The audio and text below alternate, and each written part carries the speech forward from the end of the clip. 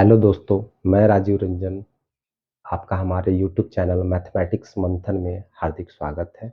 आज हम लोग पढ़ेंगे एनसीईआरटी 11th क्लास की chapter number 5 complex number and quadratic equation, सम्मिश्र संख्याएं एवं द्विघात समीकरण। इसमें हम लोग देखेंगे 10th क्लास में जो पार्ट हम लोग अधूरा छोड़ दिए थे, द्विघात समीकरण को 10th क्लास में जो पढ़े थे द्विघात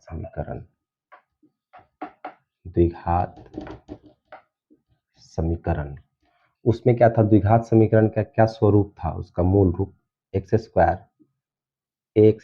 plus B X plus C बराबर 0। यहाँ से इसका रूट्स निकालने से पहले हम क्या करते थे? इसका मूल जब निकालते थे तो उससे पहले हमको डी का वैल्यू निकालना रहता था, डिस्क्रिमिनेंट का, विवेचक का। वो कैसे निकलता था? बी स्क्वायर माइनस 4ac से। तो ये जो वैल्यू आता था वो तीन तरीके से आ सकता था। डी या तो 0 होता, या फिर डी 0 से छोटा होता, या फिर डी 0 से बड़ा होता। तो डी जब 0 से छोटा होता था या बड़ा होता था या बराबर होता था तो उसके कंडीशन होते थे। जब डी 0 के बराबर होता था तो उसका रूट्स जो होता था यानी मूल, वो क्या होता था? वास्तविक और समान होता था, यानी कि इक्वल होता था। दोनों रूट्स क्या होता था? इक्वल होता था।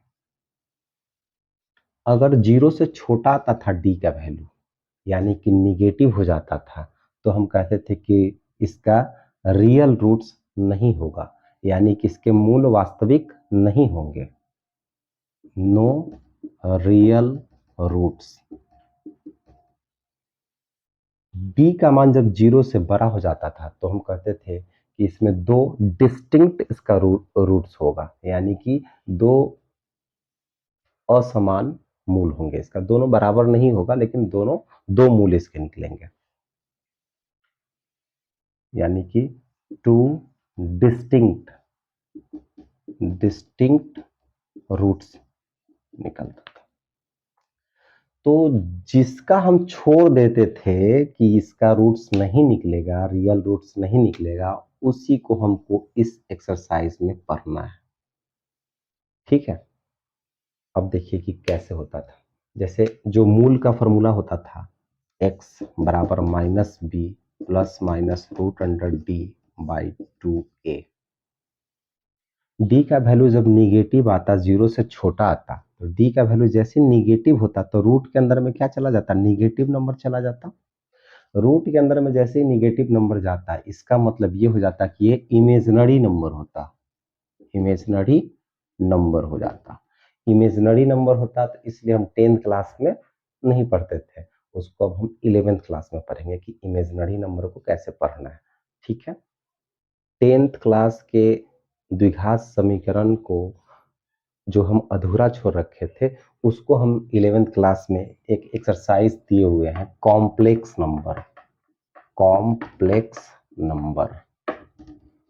इसको में हम उसको पढ़ेंगे कि क्या होता है। देखिए, कॉम्प्लेक्स नंबर क्या होता है? सम्मिश्र संख्या है। इसमें होता है कि ये, उसको हम जेड से डिनोट करते हैं, वो a प्लस आई बी के फॉर्मेट में होता है। उसका मूल रूप यही होता है, a प्लस आई बी। ये जो कॉम्प्लेक्स नंबर होता है, उसका ये जो पार्ट होता है, ये रियल पार्ट होता है, रियल सेट। और ये क्या होता है? इमेजिनरी पार्ट होता है, ये इमेजिनरी जेड ये कहलाता है। ठीक है, अब देखिए कि रियल पार्ट और इमेजिनरी पार्ट जो है इसका, वो दोनों मिल के क्या बनाता है? कॉम्प्लेक्स नंबर बनाता है, यानी कि सम्मिश्र संख्या है। अब इसमें क्या है? ये जो आया है आई, इसी को आयोटा कहते हैं। क्या कहते हैं? आयोटा कहते हैं। इसका जो वैल्यू होता है आई का, वो होता है रूट अंडर -1। याद कीजिए, जो 10th क्लास में हम जिसको छोड़ते थे रूट के अंदर में निगेटिव संख्या को, उसी को इसमें हमको पढ़ना है। अब देखिए कि ये आई का जो वैल्यू है, ये रूट अंडर -1 होता है।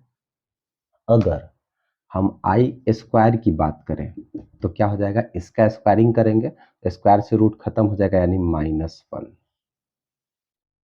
अगर हम आई क्यूब का बात करें, आई क्यूब का, तो आई क्यूब को क्या करेंगे, हम लिख सकते हैं आई स्क्वायर इंटू आई, ठीक है। और आई स्क्वायर का वैल्यू क्या है, -1 इंटू आई, तो आई इंटू -1 माइनस आई क्यूब का वैल्यू आ गया -आई। आई 4 का अगर वैल्यू, आई के पावर 4 का वैल्यू अगर हम देखें कि क्या होगा, तो यानी कि ये बताइए, इसको लिख सकते हैं आई के स्क्वायर उसका स्क्वायर, आई का स्क्वायर का कितना वैल्यू -1, उसका स्क्वायर क्या हो जाएगा, माइनस का स्क्वायर खत्म, 1 का स्क्वायर 1। ये जो चार जो वैल्यू आया मेरे पास, इसको क्या करेंगे हम लोग, एक जगह अच्छे से नोट कर लेंगे, क्योंकि इसका हमें बहुत ज़रूरत होगा। आई बराबर रूट अंडर -1, आई स्क्वायर बराबर -1, और आई क्यूब बराबर -आई, और आई के पावर 4 बराबर 1, ठीक है। अब देखिए, ये जो इमेजिनरी नंबर जो आएगा, इमेजिनरी नंबर को भी हम जोड़ सकते हैं, घटा सकते हैं, गुना कर सकते हैं, ठीक है। तो जो इमेजिनरी नंबर रहेगा उसको अगर जोड़ना रहेगा, जैसे Z1 अगर दिया रहे a प्लस आई बी, और Z2 यानी दूसरा कॉम्प्लेक्स नंबर दिया रहे C प्लस आई डी, अगर बोला जाए कि इस दोनों को जोड़िए, दोनों को जोड़ना होगा तो कैसे जोड़ेंगे, Z1 प्लस Z2 बराबर, इसमें क्या होगा कि रियल पार्ट के साथ जुटेगा, इमेजिनरी पार्ट के साथ जुटेगा। जैसे a plus C plus I B plus I D, तो क्या हो जाएगा a प्लस सी, और दोनों में i कॉमन है तो i common b plus D, यानी कि रियल पार्ट के साथ जुट गया और इमेजिनरी पार्ट के साथ जुट गया। ये जो आएगा कुछ तीसरा जो है कॉम्प्लेक्स नंबर बनेगा, तो यानी कि हम कह सकते हैं कि दो कॉम्प्लेक्स को जोड़ने पे एक जो आएगा वो भी कॉम्प्लेक्स नंबर ही होगा, ठीक है। अब इसी तरीके से दो कॉम्प्लेक्स नंबर को हम घटा भी सकते हैं, गुना भी कर सकते हैं। देखिए, अगर इसको क्या करना है, अगर घटाना है तो क्या लिखेंगे, Z1 minus Z2, imaginary part में से ही a माइनस सी प्लस, फिर इसमें से इसको घटाएंगे यानी कि b माइनस डी, और i है तो i, ये घटा दिए। अगर हमको गुना करना रहेगा तो गुना कैसे करेंगे, ये देखिए, क्या दो कॉम्प्लेक्स का जोड़ देख लिए हम लोग, घटाव देख लिया, अब गुना देखते हैं कि दो कॉम्प्लेक्स नंबर को कैसे गुना किया जाता है।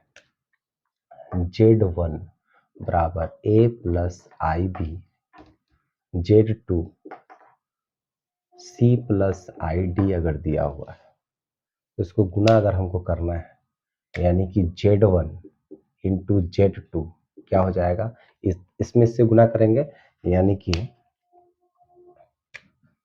a plus I B into C plus I D, ठीक है। जैसे जनरली गुना होता है वैसे ये भी गुना होता है, a से पहले इसमें गुना करेंगे, फिर a से इसमें गुना करेंगे, तो a में c से ए सी, a में आई डी से, तो क्या हो जाएगा, इमेजिनरी को पहले लिखते हैं तो आई ए डी, बाद में भी लिख सकते हैं, कोई दिक्कत नहीं है। फिर इसको इससे गुना करेंगे तो क्या हो जाएगा, आई बी सी, फिर इसको इससे गुना करेंगे तो आई गुने आई स्क्वायर, और बी गुने डी बी डी। अब देखिए, ए सी प्लस आई दोनों में कॉमन है तो i A D plus B C, plus i square का वैल्यू अभी जस्ट बताए थे -1 होता है, तो -1 into B D, minus B D, तो क्या हो जाएगा, प्लस माइनस बी डी। इसको हम लिख सकते हैं A C minus B D plus i into A D plus B C.